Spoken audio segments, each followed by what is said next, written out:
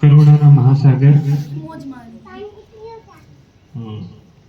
વિશ્વ વંદનીય તથાગત ગૌતમ બુદ્ધ, બોધિસત્વ ભારત રત્ન ડોક્ટર બાબા સાહેબ આંબેડકર, એમને મારો વંદન. અને અહીંયા ઉપસ્થિત બધા ઉપાસક અને ઉપાસિકાઓને મારો જય ભીમ નમો બુદ્ધાય. આજનો દિવસ જે છે એ પૂર્ણિમાનો દિવસ છે અને જેવી રીતના આપણે દર પૂર્ણિમાના દિવસે અહીંયા ભેગા થાય છે તો આપણે આજે પણ ભેગા થયા છે. આપણે એના વિશે પહેલાં પણ થોડી ચર્ચા કરી છે કે દર પૂર્ણિમા જે છે એમનો આપણા માટે કાંઈ ના કાંઈ તો મહત્વ હોય. આપણા માટે સૌથી મોટી જે પૂર્ણિમા હોય વૈશાખ પૂર્ણિમા હોય, જે આપણે ત્રિગુણી પાવન કહેવાય કે જ્યારે સિદ્ધાર્થ ગૌતમનો જન્મ થયો હતો, જે દિવસે સિદ્ધાર્થ ગૌતમ જે છે બુદ્ધ બન્યા હતા અને જે દિવસે તથાગત ગૌતમ બુદ્ધનો મહાપરિનિર્વાણ થયો હતો. એવી જ રીતના દરેક પૂનમ જે છે એ આપણા માટે કાંઈ ના કાંઈ તો મહત્વની હોય. આજે જે છે એ પૌષ પૂર્ણિમા છે. પૌષ પૂર્ણિમા જે છે એમને પૌષ એ સંસ્કૃત શબ્દ છે અને એમને જ પાલીમાં પુસ્ત કહેવાય. ઠીક છે, આજે પુસ્ત પૂર્ણિમા આપણે કહેવાય. અને આજના પૂર્ણિમા જે છે એમાં એવો કહેવામાં આવે છે કે આજના દિવસે જે છે એ તથાગત ગૌતમ બુદ્ધ જે છે એ શ્રીલંકામાં પધાર્યા હતા. તો એમ તો ઇતિહાસ આપણે જાણીએ તો ઇતિહાસમાં આપણે ખબર પડે કે તથાગત ગૌતમ બુદ્ધ જે છે એમની ચારિકા જે થઈ હતી એ આર્યવત જે કહેવાય. આર્યવત આજના સમયમાં જે યુપી છે, દિલ્હી, હરિયાણા જે છે કે બિહાર બાજુ જે છે એ જે જગ્યા છે એમને આર્યવત કહેવાય. તો એ આર્યવતની અંદર જ ચારિકા વધારેથી આપણે જોઈએ છીએ કે તથાગત ગૌતમ બુદ્ધની થઈ હતી. પણ એમના ઉપર પણ ઘણા બધા કથાઓ કહાનીઓ લખવામાં આવ્યા છે, જેમાં તથાગત ગૌતમ બુદ્ધના વિશે ઘણું બધું લખવામાં આવ્યું. તો એવા જ જે આપણા કથાઓ છે, જેવી રીતે જાટક કથાઓ છે, આપણે ત્રિપિટક જે છે એ ભારતની અંદર લખવામાં આવ્યું. પણ એવા જ એક ઐતિહાસિક પુસ્તક જે છે, બે પુસ્તકો જે છે એ શ્રીલંકામાં લખવા આવ્યા. એક જે દીપવંશ જે હતું એ 4મી સદીમાં લખવામાં આવ્યું હતું અને 5મી કે 6મી સદીમાં મહાવંશ કરીને શ્રીલંકાની અંદર બીજું પુસ્તક લખવામાં આવ્યું. તો મહાવંશ જે છે એની અંદર એ લખવામાં આવ્યો છે કે આજના દિવસે પૌષ પૂર્ણિમાના દિવસે તથાગત ગૌતમ બુદ્ધ જે છે એમનું શ્રીલંકાની અંદર આગમન થયું હતું. અને એમ તો તથાગત ગૌતમ બુદ્ધ એમાં લખવામાં આવ્યો છે કે 3 વાર શ્રીલંકામાં આવ્યા હતા અને શ્રીલંકામાં એમને ધર્મનો પ્રસાર કર્યો. અને એના જ વજહથી એમને એ વખતમાં પણ કીધું હતું કે આ જે દેશ છે, શ્રીલંકા જે દેશ છે એ જે છે ધમ્મને સાચવી રાખશે. અને આજના સમયમાં પણ આપણે અગર જોઈએ કે શ્રીલંકા આપણે ક્યારે જઈએ તો આપણે ખબર પડશે કે આપણે બુદ્ધિસ્ટ જે છે, બુદ્ધિસ્ટ માણસને ત્યાં કેટલું મહત્વ આપવામાં આવે છે, કે ત્યાં ધમ્મને કેટલું મહત્વ આપવામાં આવે છે. જેવી રીતે આપણે સાંભળ્યું પણ છે કે ત્યાં ભિક્ષુઓ માટે, ભિક્ષુ અને ભિક્ષુણીઓ માટે જે સંઘના સદસ્યો જે છે એમના માટે અલગ પ્રકારનો એક સ્પેશિયલ ટ્રીટમેન્ટ પણ એમને આપવામાં મળે. જેવી રીતના આપણે જોઈએ કે મહિલાઓ માટે કે કોઈ વૃદ્ધ માણસ માટે બસના અંદર કે ટ્રેનની અંદર સીટ રિઝર્વડ હોય, એવી જ રીતના ભિક્ષુઓ માટે પણ એ લોકો એક સ્પેશિયલ સીટ કાઢી રાખે બસની અંદર. તો શ્રીલંકા જે દેશ છે એના અંદર ધમ્મને જે છે ખૂબ જ મહત્વ આપે અને ભિક્ષુઓ અને ભિક્ષુણીઓ જે છે એમને પણ ઘણું બધું ત્યાં સ્થાન આપવામાં આવ્યું છે. તો તથાગત ગૌતમ બુદ્ધ જે છે આજના દિવસે એટલે પૌષ પૂર્ણિમાના દિવસે શ્રીલંકાની અંદર પધાર્યા હતા એવું મહાવંશમાં લખવામાં આવ્યું છે. અને ત્યાં એમને પોતાના વાળ જે છે એ પણ એમને ત્યાં આપ્યા હતા. આપણે જોઈએ છે કે તથાગત ગૌતમ બુદ્ધ જે છે બરાબર એ એક ઐતિહાસિક વ્યક્તિ છે, એ એમના વિશે આપણે કેવી રીતે ખબર પડે. તો તથાગત ગૌતમ બુદ્ધ જે છે એ એમનો જન્મ આ પૃથ્વીના ઉપર થયો અને એમનો મહાપરિનિર્વાણ થયો એ આપણે ખબર એનાથી પડે છે કે એ કાલ્પનિક નથી. તથાગત ગૌતમ બુદ્ધ જે છે એ કાલ્પનિક નથી. એનાથી આપણે કેવી રીતે ખબર પડે છે કે એમના અસ્થિઓ જે છે, એમના તથાગત ગૌતમ બુદ્ધના અસ્થિઓ જે છે એ આપણે આજે પણ જોવા મળે છે. અને એમનો ઘણા બધા દેશોની અંદર એમનો પસાર થવામાં આવ્યો છે. આપણે ખબર છે કે જ્યારે તથાગત ગૌતમ બુદ્ધ જે છે એમનો જ્યારે મહાપરિનિર્વાણ થયો હતો તો મહાપરિનિર્વાણ પછી એમના જે અસ્થિઓ હતો એમને 7 દિવસ સુધી મલ્લના જે રાજા હતા એમને સાચવી રાખ્યા હતા તાકી બધા લોકો જે છે ત્યાં આવીને એમના અસ્થિઓને વંદન કરી શકે. અને 7 દિવસ પછી તથાગત ગૌતમ બુદ્ધના જે અસ્થિઓ હતા એમના 8 ભાગ કરવામાં આવ્યા હતા અને ત્યાંના જે અલગ અલગ ગણરાજ્યો હતા અને જે અજતશત્રુ જે મગધના રાજા હતા એમના પાસે આ બધા અસ્થિઓ જે છે એ આપવામાં આવ્યા હતા. અને સમ્રાટ અશોક જે જ્યારે આવ્યા એમને એ અસ્થિઓ જે છે એમનો વિભાજન હજી કર્યું અને 40,000 સુધી 84,000 જેટલા સ્તૂપ બાંધ્યા હતા. તો આજના દિવસે તથાગત ગૌતમ બુદ્ધ જે છે એ મહાવંશમાં લખવામાં આવ્યું છે કે શ્રીલંકામાં પધાર્યા અને ત્યાંના જે એક પ્રકારના ત્યાંના જે ભગવાન કહેવાય ત્યાંના કે સુમન હતા એમના કે પાલીમાં સમન પણ કહેવાય એમને આપવામાં આવ્યા. અને એ ઉવા એક રીજન આવે શ્રીલંકાની અંદર, ત્યાં મહિયાંગણ કરીને એક જગ્યા છે, ત્યાં આજના સમયમાં પણ આપણે એમના જે વાળ જે છે એમની પૂજે છે એક પ્રકારની.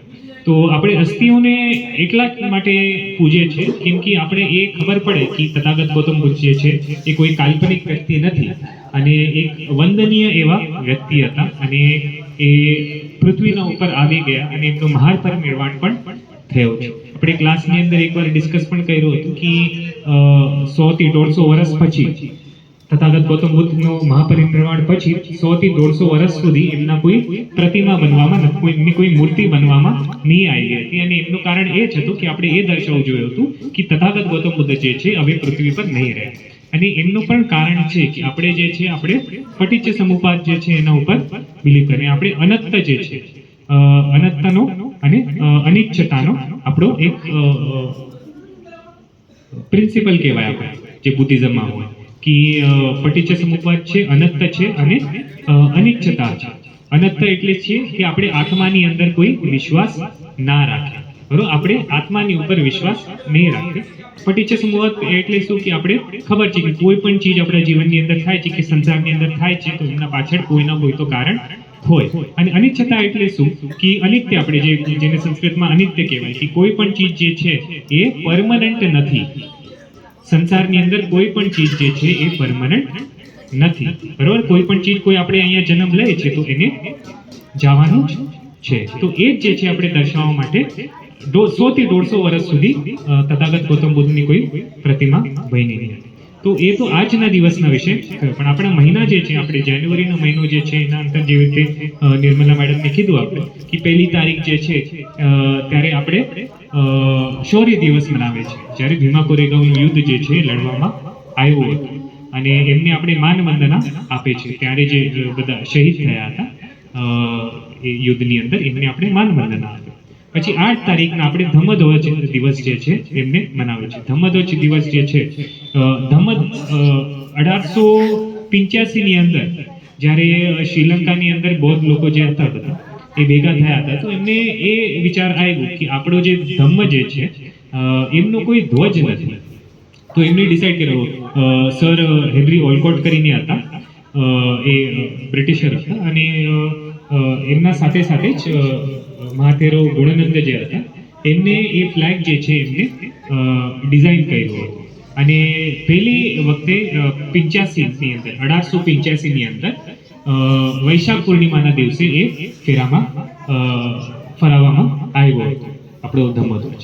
અને એમની જે કમિટી બની હતી એમના માટે, એ કમિટી જે છે એમને નિર્ણય જે હતો એ 8 જાન્યુઆરીના દિવસે લીધો હતો. એટલા માટે એ દિવસ જે છે આપણે ધમ્મધ્વજ દિવસના રીતે મનાવીએ છીએ. તો ધમ્મધ્વજ જે છે આપણે જોઈએ છે કે એના અંદર 5 રંગો છે અને છઠ્ઠો જે છે એ એક સ્ટ્રીપ છે અને એ રંગો જે છે એ શું દર્શાવે છે કે જ્યારે તથાગત ગૌતમ બુદ્ધ એટલે સિદ્ધાર્થ ગૌતમ જે હતા એ જ્યારે બુદ્ધ બન્યા હતા તો એના અંદરથી એક ઉર્જા આવી ગઈ અને જે ઉર્જા જે છે એમના જે અલગ અલગ રંગ દેખાણા એ આપણા પંચશીલની અંદર રંગ આવે છે. તો એ પંચશીલનો પણ આપણા જીવનની અંદર કઈ મહત્વ છે જેને આપણે ધમ્મધ્વજ પણ કહેવાય, બરાબર. તો ધમ્મધ્વજ દિવસ આપણા આવે છે. પછી 3 જાન્યુઆરી જે છે ત્યારે માતા સાવિત્રીબાઈ ફૂલેનો જન્મ દિવસ આવે છે. બરોબર. 1831ની અંદર 3 જાન્યુઆરીના તારીખે માતા સાવિત્રીબાઈ ફૂલેનો જન્મ થયો હતો અને એના 6 દિવસ પછી ફાતિમા શેખ જે હતા, જે એમના મિત્ર હતા, ઘણા સારા મિત્ર હતા અને સાથે એમના સાથે જ એ સ્કૂલ ચલાવતા હતા. 3 લોકો જે હતા, 3 બહેનો હતા જે સ્કૂલ ચલાવતા હતા.